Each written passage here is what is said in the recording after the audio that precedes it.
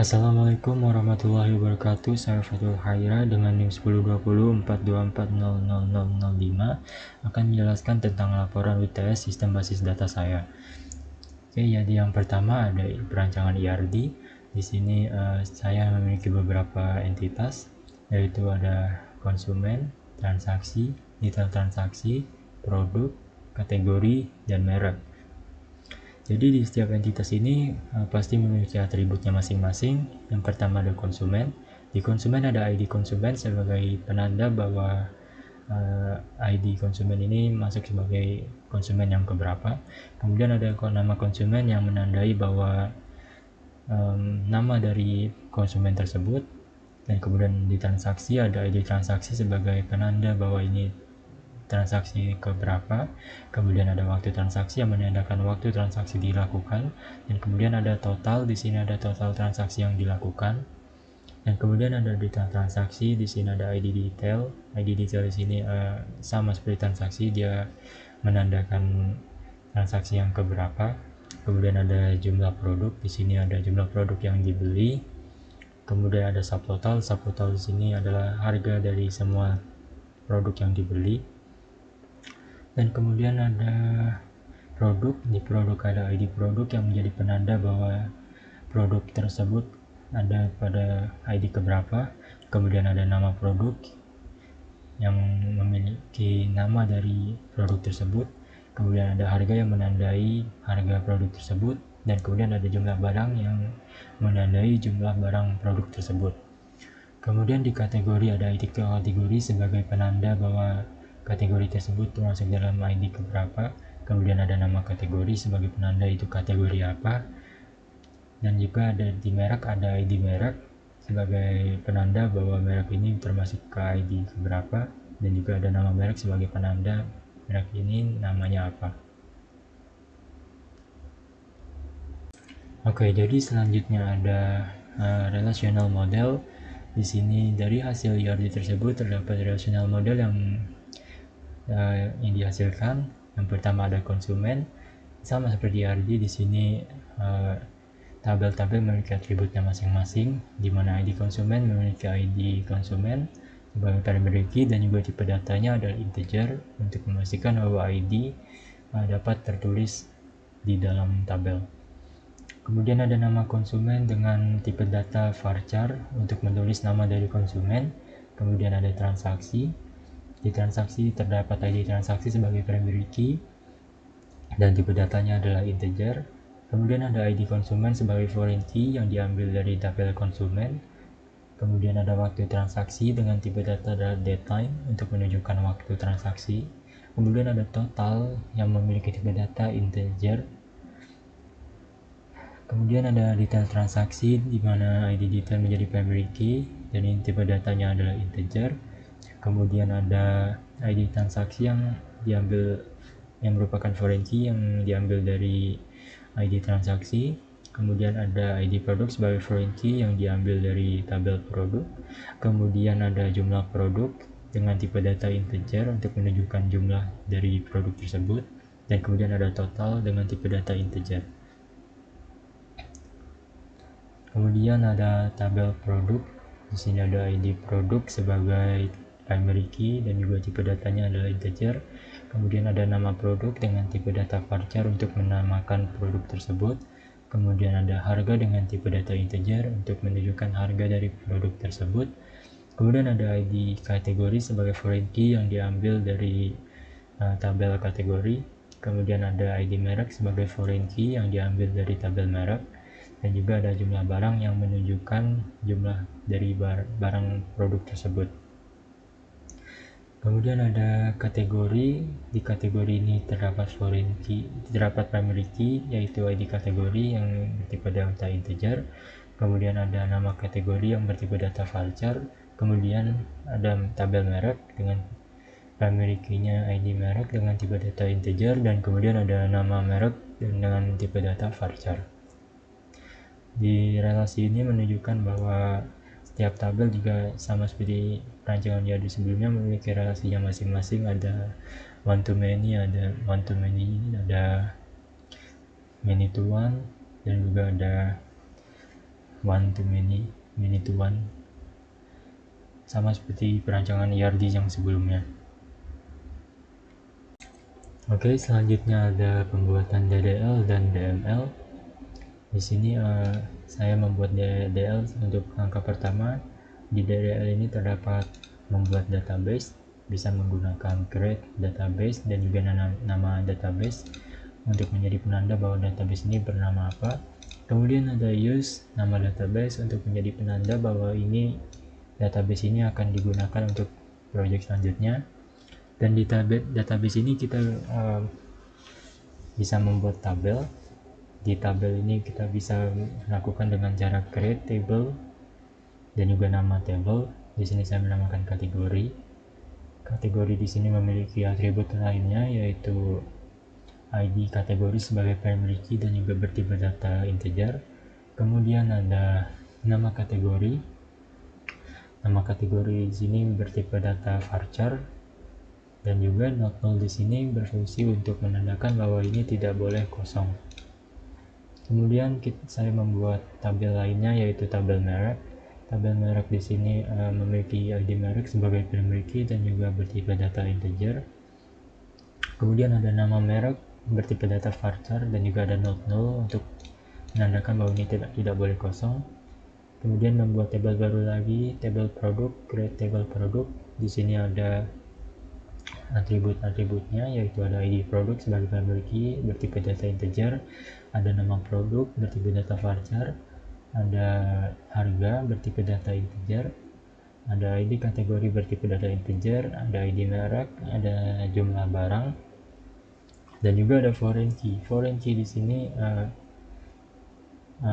mengambil primary key dari tabel-tabel yang lain, yaitu ada ID kategori diambil dari tabel kategori, ada foreign key ID merek diambil dari primary key merek. Kemudian membuat tabel baru lagi, tabel konsumen. Di sini tabel konsumen memiliki atribut ID konsumen sebagai primary key dan bertipe data integer. Kemudian ada nama konsumen bertipe data varchar. Dan kemudian membuat tabel baru lagi bernama transaksi. Di sini create table transaksi memiliki atribut lainnya, yaitu ID transaksi sebagai primary key dan bertipe data integer. Kemudian ada ID konsumen untuk menandakan bahwa ini akan menjadi foreign key selanjutnya. Kemudian ada waktu transaksi yang menandakan waktu transaksi dilakukan dengan bertipe data datetime. Kemudian ada total bertipe data integer. Dan di sini foreign key di sini menandakan bahwa ID konsumen di sini diambil dari tabel konsumen. Kemudian ada create table detail transaksi yang menjadi tabel terakhir yang saya buat. Di sini ada atributnya, yaitu ID detail sebagai primary key dengan bertipe data integer, ada ID transaksi yang menjadi penanda bahwa ini akan mengambil foreign key dari tabel yang lain, dan juga ada ID produk yang merupakan foreign key. Kemudian ada jumlah produk dan bertipe data integer, dan juga ada subtotal bertipe data integer. Di sini foreign key ID transaksi diambil dari tabel transaksi, dan juga ID produk merupakan primary key yang diambil dari tabel produk. Oke, setelah DL kita akan melakukan operasi DML. Di sini salah satunya adalah insert into. Insert into ini berfungsi untuk memasukkan nilai ke dalam tabel. Di sini ada insert into kategori. Di sini ada ID kategorinya, yaitu 1 dengan nama kategorinya adalah makanan instan. Contohnya adalah 1 makanan instan, ID kedua minuman, ID ketiga buah dan sayur, ID keempat kebutuhan rumah tangga, ID kelima parfum dan alat kecantikan. Dan kemudian ada insert into merek. Di sini ada ID merek dan juga namanya. Misalnya ID ke-1 adalah Indofood, ID kedua adalah Sosro, ID ketiga Sunpride, ID keempat Miyako, dan ID kelima Carve. Kemudian ada insert into produk. Di sini sama seperti sebelumnya, 1 menunjukkan ID, 3 mie goreng rendang menunjukkan nama, 3.500 menunjukkan harga dari produk, kemudian 1 sebagai kategori, 1 sebagai merek, dan 20 sebagai jumlah. Misalnya ID pertama adalah mie goreng rendang dengan harga 3.500, masuk ke kategori makanan instan dan masuk ke merek Indofood dengan jumlah barangnya adalah 20. Kemudian ID kedua ada mie goreng kuah ayam bawang dengan harga 3.500, masuk ke kategori makanan instan, mereknya Indofood, dan total barangnya adalah 20. Yang ID ketiga adalah susu coklat UHT dengan harga 8.000, masuk ke kategori kedua yaitu minuman bermerek Indofood dengan jumlah barangnya adalah 20. ID keempat adalah teh botol dengan harga 5.000, masuk ke kategori minuman dengan merek South Road dengan jumlah barangnya adalah 20. Kemudian ada pisang sunfried dengan harga 31.000, masuk ke dalam kategori buah dan sayur dengan merek sunfried dengan jumlah barangnya adalah 5. Kemudian ada rice cooker dengan harga 1 juta, masuk ke kategori kebutuhan rumah tangga dengan merek Miyako dan berjumlah 3. Kemudian ada kipas angin dengan harga 300.000, masuk ke dalam kategori kebutuhan rumah tangga bermerek Miyako dan barangnya adalah 3. Kemudian ada parfum wanita dengan harga 45.000, masuk ke kategori parfum dan alat kecantikan bermerek Kaf dengan jumlah barangnya 10. Kemudian ada parfum pria berharga 35.000, masuk ke dalam parfum dan alat kecantikan dan jumlah barangnya adalah 10. Kemudian ada insert into konsumen, di sini sama seperti sebelumnya, ID 1 sebagai ID konsumen dan setelahnya adalah namanya. Misalnya di sini ada 1, konsumennya adalah Iqmal, yang ID kedua adalah Parjo, yang ketiga Nabil, yang keempat Syarul, dan yang kelima adalah Rahna. Kemudian ada insert into transaksi, di sini menunjukkan transaksi. Yang pertama sudah pasti di transaksi dan yang kedua adalah ID dari konsumen, yang selanjutnya adalah waktu transaksi dilakukan, dan selanjutnya adalah total dari transaksi yang dilakukan, jumlah harga yang dilakukan dalam transaksi. Misalnya dalam transaksi pertama dilakukan oleh Iqmal pada tanggal 13 Maret dengan totalnya adalah 45.500.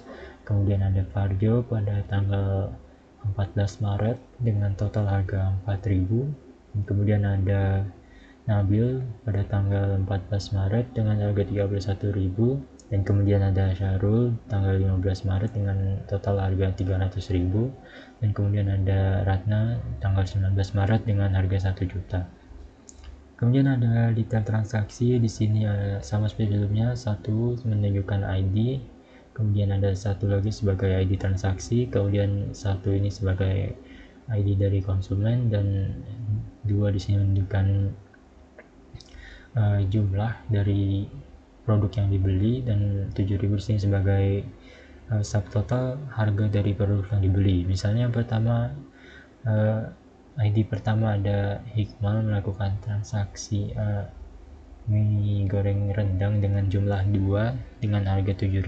Kemudian Hikmal lagi membeli mie kuah ayam bawang 1 dengan harga 3.500. Kemudian Iqmal membeli lagi parfum pria 1 dengan harga 35.000. Dan kemudian ada Parjo membeli susu coklat UHT dengan jumlah 5 dengan harga 40.000. Dan kemudian ada Nabil membeli pisang sunfried dengan jumlah 1 seharga 31.000. Kemudian ada Syarul membeli kipas angin dengan harga 300.000, dan juga Ratna membeli rice cooker seharga 1 juta. Kemudian selanjutnya ada select. Di sini select bintang from konsumen menandakan untuk menunjukkan bahwa ini akan menunjukkan seluruh data dari tabel konsumen. Kemudian ada transaksi, detail transaksi, produk, kategori, dan merek. Selanjutnya ada select di sini. Select di sini menunjukkan bahwa total transaksi yang dilakukan. Kemudian select selanjutnya untuk menunjukkan bahwa total dari penjualan per kategori.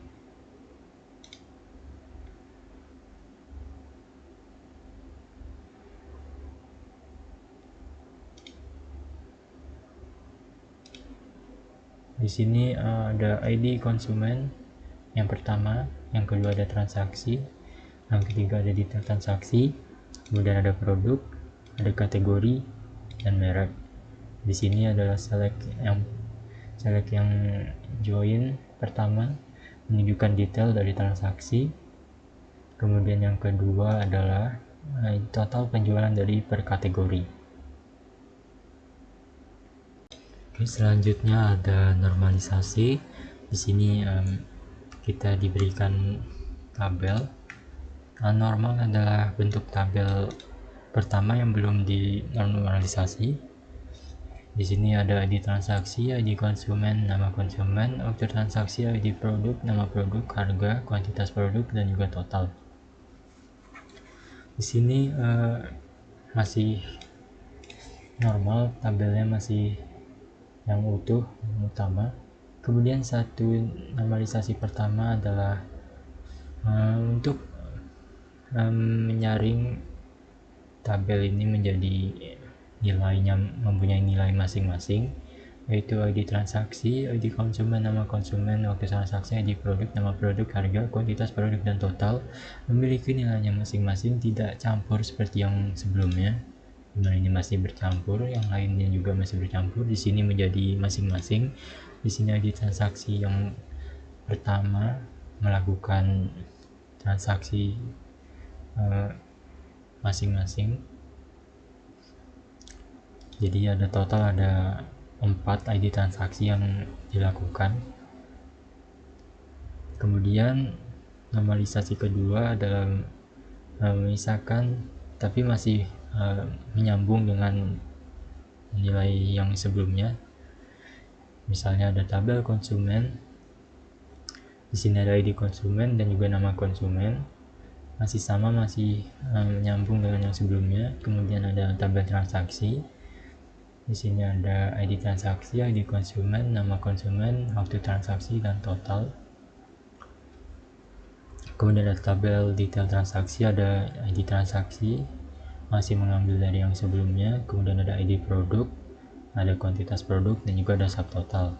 Kemudian ada tabel produk, di sini ada ID produk, nama produk, dan harga. Kemudian ada normalisasi ketiga. Di sini untuk memisahkan tabel yang masih ketergantungan, misalnya ini memiliki